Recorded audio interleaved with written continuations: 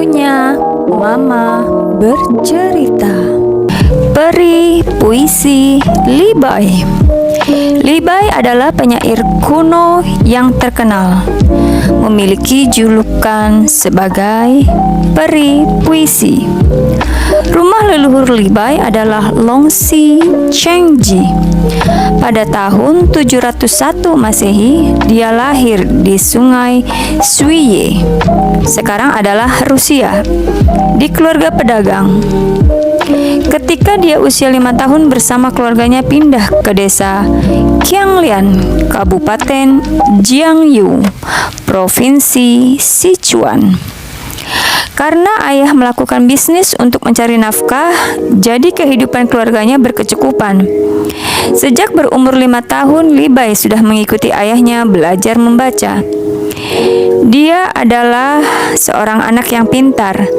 Hanya diajari 1 kali sudah bisa. Ketika usia 10 tahun sudah membaca banyak buku. Ada suatu kali ayah Libai akan bepergian jauh. Jadi dia mengatakan, "Anakku, kamu sangat pintar, sudah memperoleh banyak nilai besar. Tetapi harus bekerja lebih keras baru bisa." Libai berkata, "Saya tahu." Setelah ayahnya pergi, dia mengambil gulungan Laozi dan membacanya. Membaca, merasa tidak mengerti, merasa otaknya pusing, lalu berlari bermain keluar. Ketika sampai di luar, langit dunia begitu luas, udara begitu segar, bunga rumput hutan begitu hijau, burung berterbangan, santai dan tanpa beban.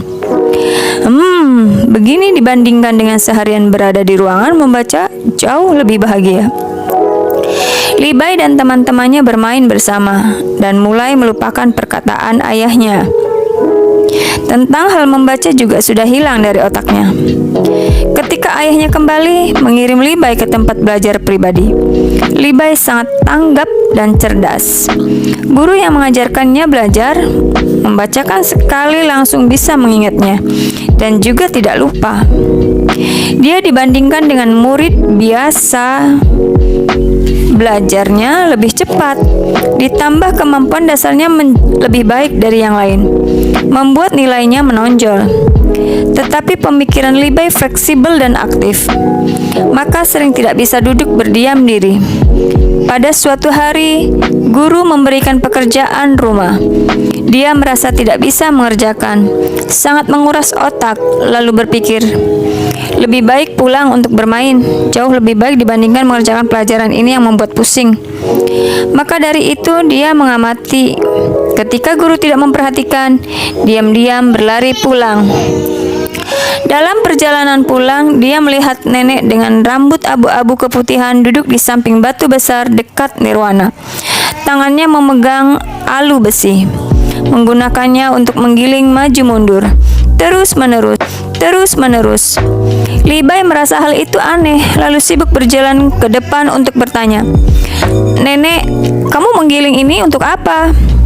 Nenek menjawab, "Saya ingin menggilingnya menjadi jarum." Libai bertanya lagi, "Seperti ini harus menggiling berapa lama? Menggiling batang besi setebal ini untuk menjadi jarum?" Nenek menjawab pertanyaan dia. Besi bisa digiling menjadi jarum, dilakukan sampai alami berhasil. Selama usahanya bisa ada di rumah, 10 tahun, 20 tahun, 30 tahun, setiap hari terus-menerus menggiling. Batang besi tebal pada suatu hari pasti akan menjadi jarum. Libai mendengar hal itu, dia berpikir, perkataan nenek masuk di akal. Hal ini sama dengan belajar. Di dunia ini sangat banyak buku bagus, tetapi jika rajin-rajin baca 10 tahun, 20 tahun, pasti pada suatu hari bisa selesai membaca semua buku tersebut. Perkataan nenek tersebut seperti memberikan pukulan keras di dalam hati Libai. Dia merenungi tindakannya beberapa hari ini dan merasa diberkati, merasakan telah mengecewakan harapan orang tua. Mulai dari saat itu, dia mulai pergi ke sekolah lagi untuk belajar. Dia bertekad menggunakan keyakinan besi bisa berubah menjadi jarum untuk menyemangati diri sendiri, menambah kesungguhan dalam belajar, dan tidak akan diam lari lagi. Tidak peduli berapa banyak pekerjaan rumah PR dari guru, dia selalu menyelesaikannya tepat waktu. Selain itu, dia juga menambah membaca buku ekstrakurikuler, dan akhirnya dia selesai membaca ratusan kitab suci kuno. Kemudian Li Bai pergi membaca puisi-puisi dari Daming Tianshan dan menulis sebuah puisi Fang Dai Tan Daoshi, Kunjungan Tak Terduga Pendeta. Puisi ini menjadi puisi awal dia terkenal. Pada saat itu dia baru berusia 10 tahunan. Karena kerja keras Li Bai, akhirnya Li Bai menjadi penyair terkenal dan dijuluki peri puisi. Sebagai bahan renungan, tidak peduli seberapa pintar kita, jika kita tidak bekerja keras, maka hanya akan menyia-nyiakan bakat kita dan akan menjadi orang yang biasa saja. Biarpun kita tidak memiliki banyak bakat, tetapi jika kita bekerja keras, maka ada kemungkinan mencapai karir yang bagus.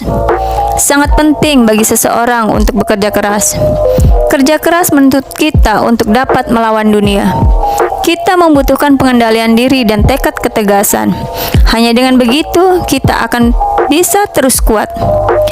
Hanya dengan usaha keras, besi akan menjadi jarum. Percaya kepada diri sendiri, kuat bertahan, pasti akan meraih kesuksesan. Cerita diambil dari buku Saya Adalah Raja Pengendalian Diri.